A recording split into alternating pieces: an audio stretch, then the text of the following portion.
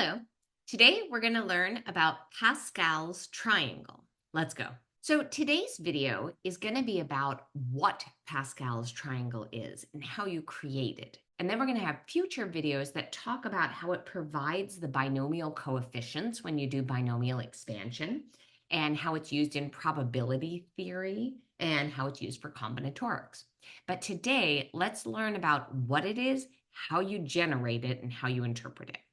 Okay, so Pascal's triangle always starts like this. We have a 1, and then in the next row, we have 1s surrounding that 1. And then so we understand as well, that is row 0, and that is row 1. So now, as we go ahead to create row 2, one thing to understand is that Pascal's triangle always starts and ends with a 1. So as we create row 2, the first thing we're going to do is put that 1 in there. Now, this term right here is created by adding the 2 terms above it. So 1 plus 1 gets us a 2 there. And then once again, we begin each row with a 1 and we end each row with a 1. So as we create row 3, again, we need to start with a 1. And notice my placement, right? It's called a triangle because they're not directly above one another. They're offset by 1. But now as I go to create that place, I'm going to do what? That's correct. I'm going to sum the 2 numbers above it. So that's 1 plus 2, and as I create that one, again, I'm summing 2 plus 1, and I always begin and end with a 1. Okay, take a minute and see if you can anticipate what row 4 will look like, and then check back here. Did you get that? That's right. We start with our 1. 1 plus 3 gets a 4. 3 plus 3 gets a 6. 3 plus 1 gets a 4, and we end with a 1. Okay, now see if you can write out rows 5 and 6.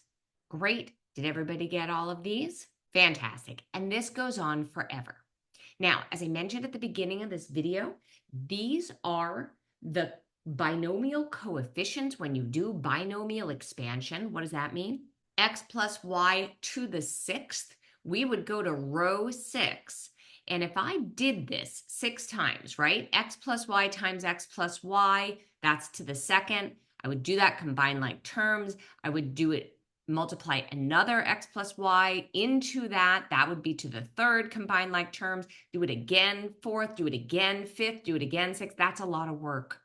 And instead, what happens is the Pascal's triangle and row 6, which is our raised to the 6th, these are the coefficients of all of my terms of this expansion.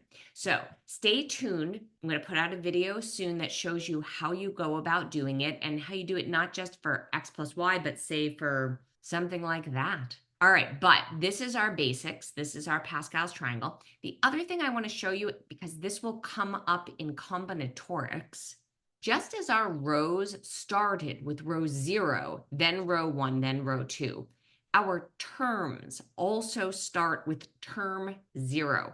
So in row 0, this right here is term 0. In row 1, we have term 0 and term 1. In row 2, we have term 0 and 1 and 2. In row 3, we have term 0, term 1, term 2, term 3, so on and so forth, just so that you understand when you're being asked for, say, the 3rd term in row 5.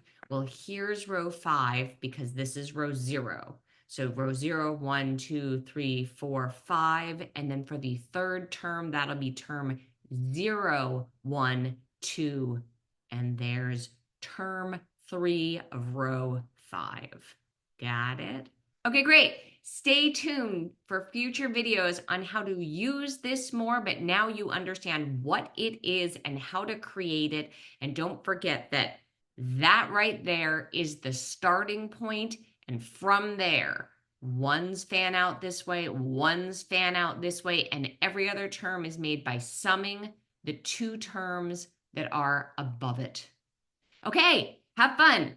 Leave any questions you have in the comments. Consider subscribing to my channel so you know when I put out a new video. And as always, keep on mathing.